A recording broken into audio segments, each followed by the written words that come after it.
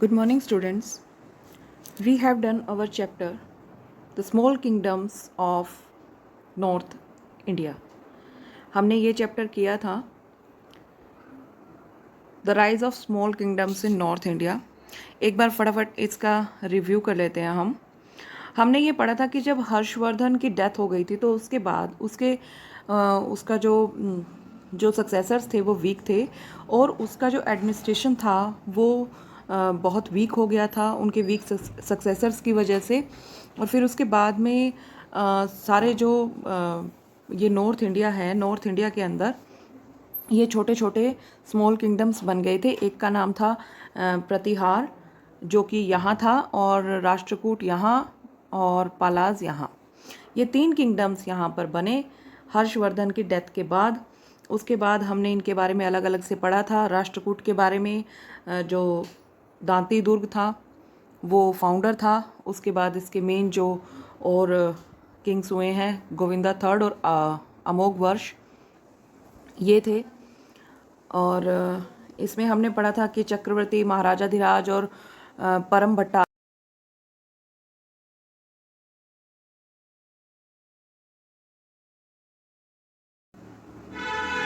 फिर हमने इनके रूल के बारे में पढ़ा कि किस तरीके से आर्ट और आर्किटेक्चर जो है वो फ्लरिश हुआ इसके अंदर, कौन कौन से टेम्पल बने। जो अमोघ वर्ष था वो ग्रेट लवर था संस्कृत का, और उसने काविरागम मार्गा लिखी, कन्नड़ पोइट्री। उसके बाद हमने पालाज के बारे में पढ़ा था। पाल जो थे उसमें राजा जो फर्स्ट हुआ वो गोपाल था, और उसे लोगों ने पीपल ऑफ बंगाल जो है उन्होंने उसे इलेक्ट किया था। और उसका जो एम्पायर है वो लगभग 400 सालों तक चला। और इसके जितने भी किंग हुए हैं उनके पीछे पाल लगता था, जैसे धर्मपाल है, देवपाल है। तो इसीलिए इस वंश को हम पाल वंश के नाम से जानते हैं, पाला डायनेस्टी।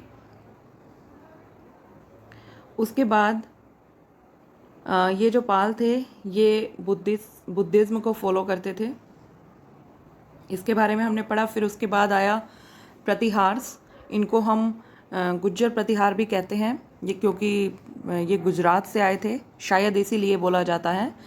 और इन्होंने गुजरात और वेस्टर्न जो राजस्थान है वहाँ पर अधिकार जमाया। और इसका जो फाउंडर था वो नागभट्ट था। और इसका जो मेन ग्रेट जो शासक हुआ है इस वंश का वो हुआ है मिहिर भोज।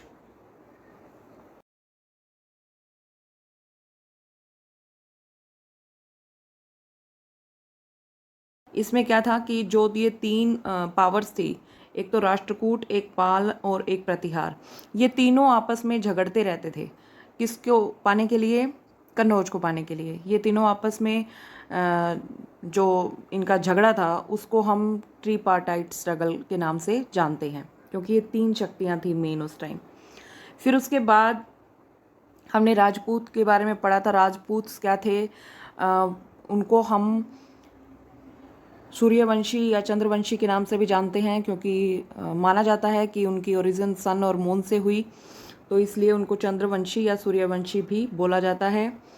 और जो 4 मेन 4 क्लैंस ऑफ राजपूत हैं, तो यहाँ इनको अग्निकुल के नाम से भी जाना जाता है, क्योंकि ये माना जाता है कि वो फायर अल्टर्स से पैदा हुए। फिर चौहान डायनेस्टी के बारे में पढ़ा। ये भी राजपूत का ही पार्ट है, और इसमें हमने पृथ्वीराज चौहान के बारे में पढ़ा था कि वो सबसे ज़्यादा पावरफुल किंग हुआ चौहान में, और उसको मोहम्मद गोरी ने हराया था लास्ट में। और फिर हमने नॉर्थ इंडिया के गवर्नेंस के बारे में पढ़ा, कैसी एडमिनिस्ट्रेशन थी, इकोनॉमी कैसी थी, सोसाइटी में क्या क्या था, कास्ट सिस्टम था, और शूद्रों की जो सिचुएशन है वो काफ़ी पैथेटिक थी। रिलीजन के बारे में पढ़ा, और एजुकेशन के बारे में पढ़ा था हमने। आर्ट, क्या क्या आर्ट उस टाइम थी वो पढ़ी। ट्रेड के बारे में पढ़ा। तो ये सारी चीज़ें हमने पढ़ी मैं डिस्क्रिप्शन में इस वीडियो की लिंक सेंड कर दूंगी, जिसने भी नहीं देखा है वो देख सकता है। अब हम आते हैं इसकी एक्सरसाइज के ऊपर। Who was the author of Kavirajamarga? ये किसने लिखी थी? ये लिखी थी अमोघ वर्ष ने। Vikramshila Vihar, a centre for Buddhist education, was established by. Vikramshila Vihar जो था वो किसने एस्टेब्लिश किया था? ये था धर्मपाल। उसके बाद the sun temple known for its fine architecture. Sun temple जो है, जो अपने अच्छे आर्किटेक्चर के लिए जाना जाता है, वो कहाँ सिचुएटेड है? वो है कोणार्क में। Who among the following Kings was elected by the people? इनमें से कौन सा राजा वो है जिसको लोगों ने सिलेक्ट किया? वो है गोपाल। पीपल ऑफ बंगाल जो हैं उन्होंने इसको सिलेक्ट किया था, इलेक्ट किया था। Which one of the following temples was not constructed by the Pratihara? तो कौन सा, इनमें से कौन सा टेम्पल प्रतिहार ने नहीं बनाया था? थंजावुर है वो भी बनाया था, खजुराहो भी बनाया था, कोणार्क भी बनाया था, लेकिन महाबलीपुरम नहीं बनाया था। तो इसका सही आंसर होगा महाबलीपुरम। ये जो है प्रतिहार के द्वारा बनाया नहीं गया था। उसके बाद आते हैं हम फिलिप्स पे। Regional languages developed very fast under the rule of dash a Pratihara king. कौन सा किंग था प्रतिहार का जिसके रूल के अंडर में रीजनल लैंग्वेजेस डेवलप हुई? और वो है मिहिर भोज। मिहिर भोज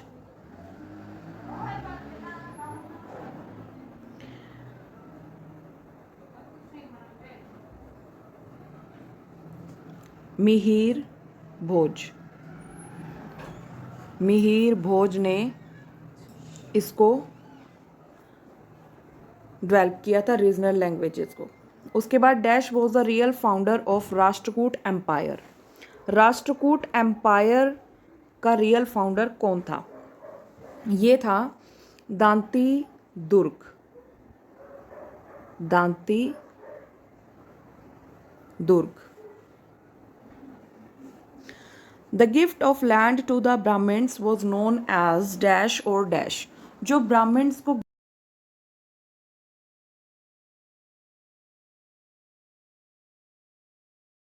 राजपूत देते थे ज़्यादा, और इसको हम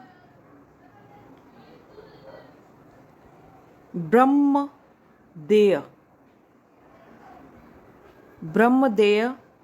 या तो ब्रह्मदेय के नाम से, या इसको हम कहते थे अग्रहारा। अग्रहारा, ब्रह्मदेय या अग्रहारा के नाम से हम इसे जानते हैं। उसके बाद है the bhakti saints opposed dash and dash. जो भक्ति सेंट्स हैं उन्होंने किस किस चीज़ का विरोध किया? तो एक तो उन्होंने किया था सोशल डिस्क्रिमिनेशन। जो समाज के अंदर डिस्क्रिमिनेशन क्या होता है? भेदभाव। जो भेदभाव होता था, गरीब अमीर की जो खाई थी, एक तो उसके मामले में उन्होंने विरोध किया, सोशल डिस्क्रिमिनेशन का विरोध किया। और दूसरा सुपरस्टिशंस। सुपरस्टिशंस क्या होते हैं? अंधविश्वास। जो अंधविश्वास फैले हुए थे उस टाइम, उनका भी उन्होंने विरोध किया। तो ये दो हैं इसके आंसर। यहाँ आएगा सोशल डिस्क्रिमिनेशन और यहाँ पर आएगा superstitions. The example of the paintings of North India can be found in the form of murals. Murals के नाम से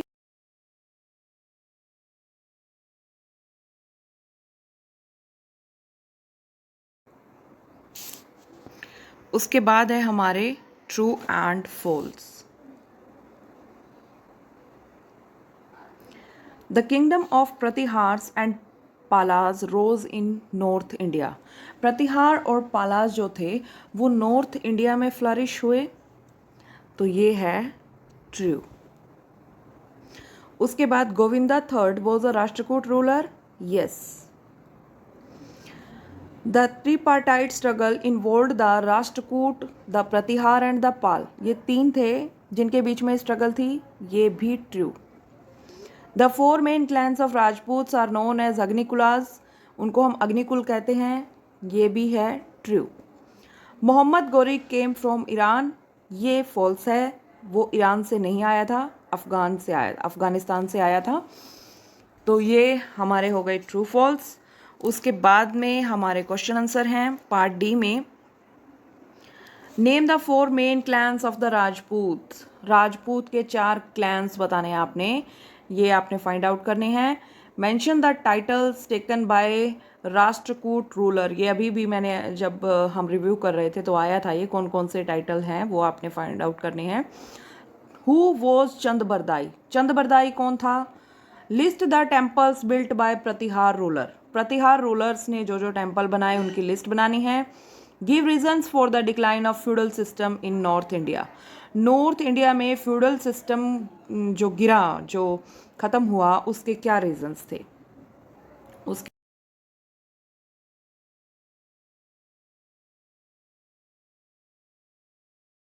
ऑफ पॉलिटिकल इंस्टेबिलिटी, हर्षवर्धन की डेथ के बाद के पीरियड को हम पॉलिटिकल इंस्टेबिलिटी का पीरियड क्यों कहते हैं। Mention any 5 important features of the Rashtrakuta empire, Rashtrakuta empire के कोई भी 5 इंपॉर्टेंट फीचर्स बताने हैं कि क्या क्या विशेषताएं थी उसकी। What is the contribution of the Pal dynasty in various field, अलग अलग फील्ड्स के अंदर, आर्ट या आर्किटेक्चर या पॉलिटिकल सिस्टम या एडमिनिस्ट्रेशन जो भी है, उनमें क्या क्या कॉन्ट्रीब्यूशंस थे जो पाल रूलर्स हुए हैं। Mention any 4 famous features of the Pratihara rule, अब प्रतिहार रूल के हमने 4 फीचर्स बताने हैं, 4 मुख्य विशेषताएं बतानी हैं। Describe the economic and social condition of north India during the medieval period, और मेडिवल पीरियड के दौरान जो नॉर्थ इंडिया की इकोनॉमिक और सोशल कंडीशन थी वो बतानी है आपने। ये सभी हमने बहुत अच्छे से किए हैं, आपको मैंने बहुत अच्छे से समझाए हैं, ये आपने फाइंड आउट करने हैं। उसके बाद वैल्यू बेस्ड क्वेश्चन आपने नहीं करने हैं। और फिर है on a political outline map of India mark the extent of, आपने बताना है एक्सटेंट मतलब फैलाव बताना है कि जो राष्ट्रकूट किंगडम है वो कहाँ थी, पाल किंगडम कहाँ थी, प्रतिहार किंगडम कहाँ थी और राजपूत किंगडम कहाँ थी। ये 4 आपने मैप के ऊपर शो करने हैं, ठीक है। तो ये हमारी हो गई है एक्सरसाइजेज। उसके बाद ये एक टेबल है, कंपैरेटिव टेबल है, as per the following format about the Rashtrakuta,